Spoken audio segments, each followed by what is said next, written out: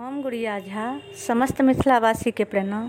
आइ हम अपने सबके समक्ष एकटा भगवती के गीत प्रस्तुत करैत छी। आशा करैत छी जे अपने सब गोटे के नीक लागत। जँ नीक लागत तऽ लाइक सब्सक्राइब शेयर करी। जय मिथिला, जय मैथिली, धन्यवाद।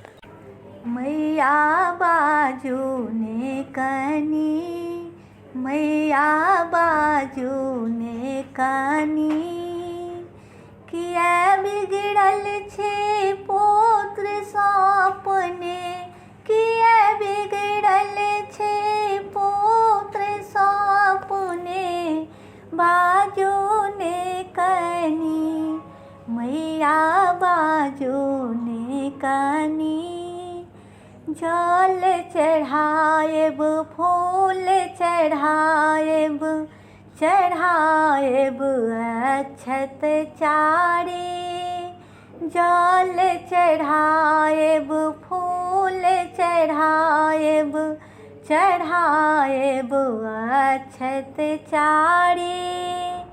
धूप दीप संगे हम चढ़ाएब, धूप दीप संगे हम चढ़ाएब, नावेद भर थारी, मैया बाजू ने कनी, मैया बाजू ने कनी।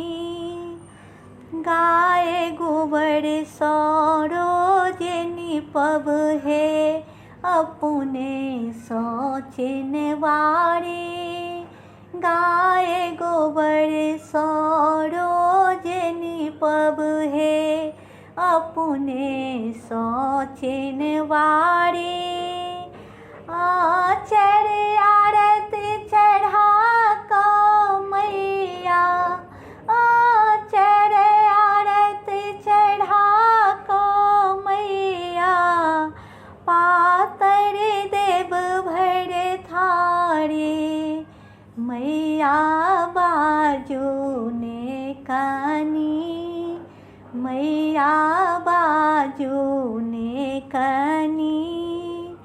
कुमार खुआएब, बटुक खुआएब, खुआएब ब्राह्मण चारि।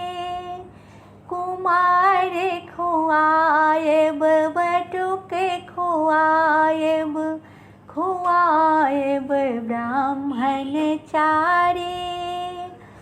हाट बाजार शौकीन कलाएब, हाट बाजार शौकीन कलाएब, रसगुल्ला रसधारी, मैया बाजू ने कनी, मैया बाजू ने कनी।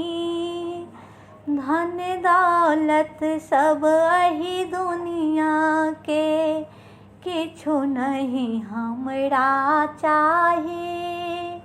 धन दौलत सब अही दुनिया के, किछु नहीं हमरा चाही। अहाँ के हाथ जे रहे माथ पर, अहाँ के हाथ जे रहे माथ पर, सब संभव हो जाए, मैया बाजू ने कनी, मैया बाजू ने कनी।